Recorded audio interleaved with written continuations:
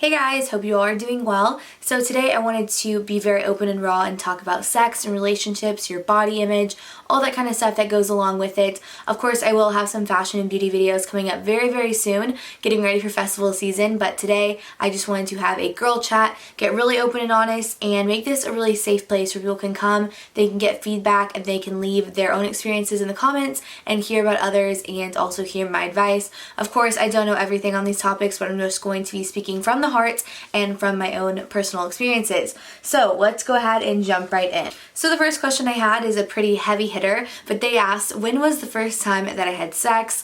Now I was about to turn 16. I was in a relationship at the time, a very long, serious, deep relationship. I definitely was in love at the time, and the way my virginity was taken and everything was honestly perfect for me. It was the right time, the right person, the right scenario, and it was something that I definitely thought about a lot. I waited for, and I just am really happy looking back upon how it all worked out, and I'm really glad that that's the way it went down. And definitely when I first had sex, it was really a big deal and it really mattered a lot, and I still think it does, but I think nowadays with kind of social media and even like, dating apps and stuff, I think it's become something that people don't take maybe as serious, and I definitely know that back when I was 16, it was like a big deal. People definitely were not just like having sex, randomly and stuff. It definitely was like a big deal when you were going to lose your virginity and how it was going to happen. So yes, I was about to turn 16 and I don't regret it at all. I think it was great for that time in my life. Of course, I have no feelings towards that person anymore, like literally at all. So I don't believe that, you always are in love with the person you lose your virginity to. At the time, I definitely was in love, but now currently definitely not, but no hard feelings. I'm glad that it happened the way that it did. And as far as any advice on losing your virginity, obviously I think you should wait until you're comfortable, wait until you're with the right person, or just wait until it seems like a good time for you. Definitely do not rush it. There's no reason to want to like get it over with or just go ahead and do it so you can like join the club and be like all of your friends.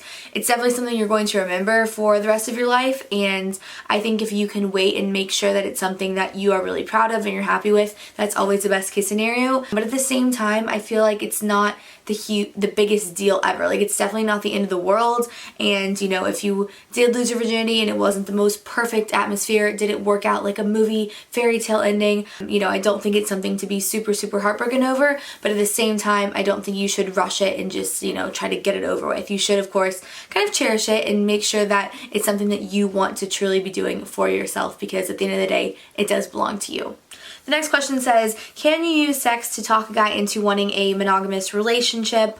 Oh my gosh, now I've gotten this question a lot. Kind of in different ways people will word it, but it basically comes down to, if I sleep with this guy, do you think he'll want to date me? If I decide to give in and hook up with him, do you think he'll become my boyfriend eventually? How can I turn a guy that I'm just hooking up with into an actual boyfriend, not just a friends with benefits? And you guys should definitely go ahead and watch my fuckboys video. I talk very in depth about the situation, kind of how I think guys view sex and how they view intimate moments and stuff, especially if you're making it super casual and easy for them. It's not always the best route, and no, I personally don't think that using sex is a way to get a relationship. I don't think it's a gateway to a relationship. It does, of course, enrich you in a relationship, and it does make a relationship stronger and grow, and that's a very important part, to be intimate and to have that sexual chemistry, but it's not the only part of it, and it definitely cannot create a relationship out of just that sexual chemistry and action, if that makes sense.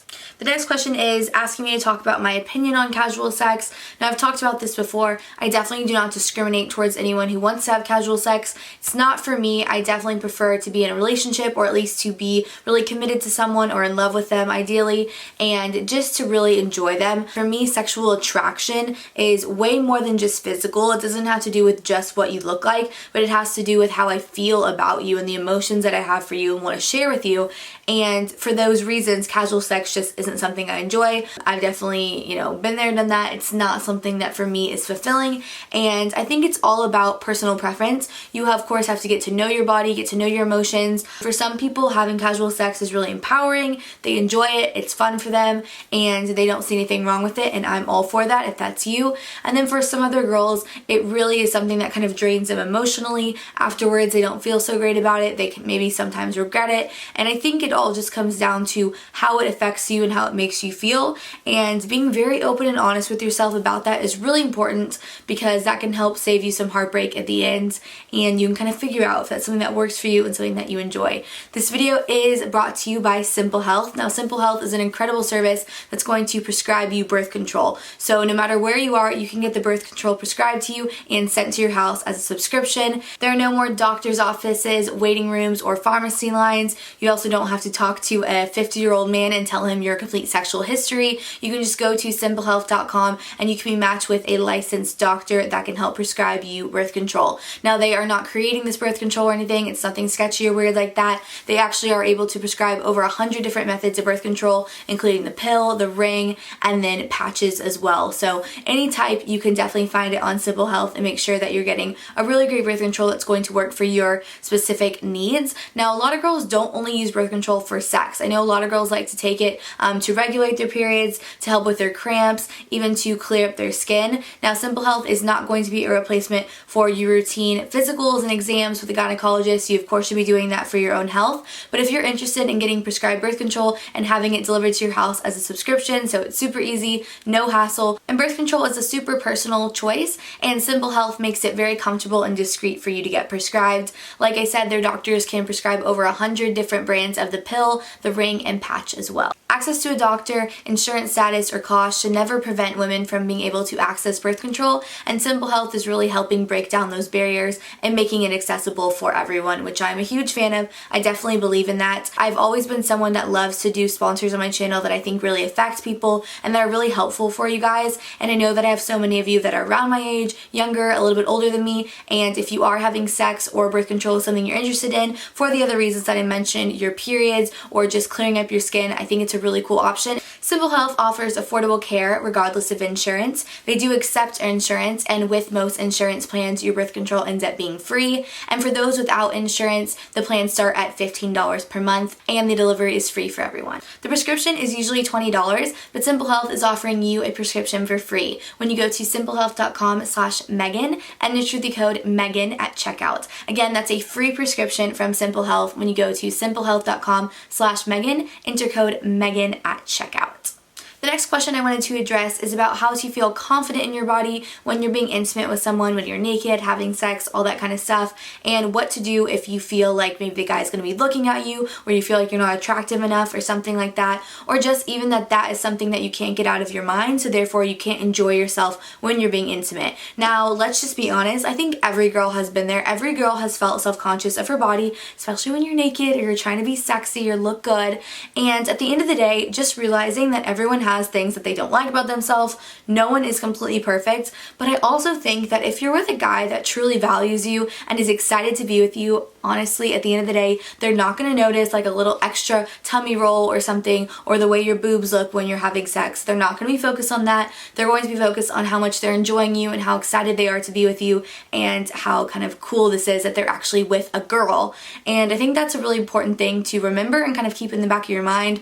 Also, just to be honest, I mean, in my opinion, guys have a lot to also kind of be nervous about. I'm thinking about performing well and all that kind of stuff, and making sure a girl feels like they're up to par. I think there's always a lot of kind of nerves going into being intimate, hooking up, having sex, and just knowing that the other person is probably just as nervous as you are can really help a lot. As far as actual things that you can do to feel more comfortable, number one, I feel like I always look better with a little bit of a tan. You can also do a great self tanner, or like a really nice lotion to make your skin really soft and silky, and even like a little bit glowy and glistening, you know, at nighttime. I also really enjoy lingerie and fun little nightgowns and stuff. I think it's really important to feel sexy, and I feel like that really kind of transcends into your mood. And if you feel like you look good, you're going to kind of create that confidence and just kind of carry yourself in a certain way where like you know you look good. And I think people can really pick up on that, and it's a very strong tactic to use. Just try to remind yourself that of course you're beautiful, of course you're worthy, and of course this person that you're about to be intimate with with is very excited to be doing that with you.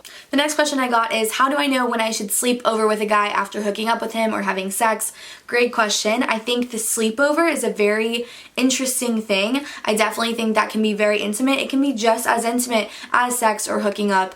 Sleeping next to someone, you're completely vulnerable. You wake up the next morning, you have that whole interaction. It's definitely just a very, very intimate act, and I think it's really enjoyable. I personally love sleeping next to someone that I really care about or really enjoy being with, and a lot of times I love, honestly, just doing that. But I think the time when it's right is when you know that that is kind of a step, definitely. I think obviously if you just go hook up and then you leave, that's one thing, but sleeping over and having that whole interaction just is a deeper thing, and it definitely does kind of make that whole situation seem a bit more, I don't know, just important, I guess, in a way. Now, I definitely have heard of guys like not allowing girls to sleep over or making up some excuse like they can't do something the next day so you can't stay. I even know this one guy told me that this girl like would not leave his house, so the next morning he like got in his car and just sat down the road and waited for her to leave, which is so rude. Like, oh my gosh, that's honestly horrible, and that like makes me cringe. The other day I was watching a show on Hulu called Shrill, I believe, and in the show the girl is like hooking up with this guy, and it's been going on for like 6 months or so, and every time afterwards he tells her to leave out the back door so his roommates like don't see her. And oh my gosh, like the way that they portrayed that in the show, it just like completely broke my heart. If you've seen it, let me know, but I was just like, oh, it was like really difficult to watch and really sad. And I do think it's a respect thing. I think if you're with a guy and you're being intimate and he acts really weird about you spending the night or sleeping over, like that's very rude, and you should kind of examine that, because there might be more to that, and it might mean that he's not that into you and that he's not taking this as seriously as maybe you are. And the last question is, do you have a worst walk of shame story? Now, my worst walk of shame story wasn't really a walk of shame because I didn't sleep with a guy or anything, but I did spend the night, and he did live on campus. This was a while ago, back in the crazy college days, and it was a themed party, so I had on like a costume. I believe it like was an 80s theme, and I ended up staying at his place afterwards, and the next morning my girlfriend was gonna come pick me up super early and take me back to my place, and she started driving. She was on the phone calling me. You guys probably know how it goes, and suddenly she told me that she was unable to get to his apartment, and I was like freaking out. I was like ready to sneak out the door, and I was like, why? Like, how can you not get here? Like, what's wrong? And she told me that the entire street down there was actually blocked off because there was a marathon, and this was like super early, I believe like almost 6 in the morning, and she legitimately like could not get to his apartment because all the roads were blocked for this marathon. So I walked outside, of course, in my 80s outfit, trying to get out of there, trying to find my friend before the sun came up. And yeah, that was just embarrassing. Definitely a few people saw me, and I obviously looked like I had slept over because I was wearing an 80s costume at like 6 in the morning. But that's it for my sex Q&A. I hope you guys enjoyed this, and I hope you found it a little bit helpful or interesting, or maybe just entertaining at the end of the day. Again, I was very open and honest and raw with you all, so please be nice in the comments, but also share your own experiences. I think they can help everyone as well. I'll see you guys later, and I hope you have a wonderful night. Bye!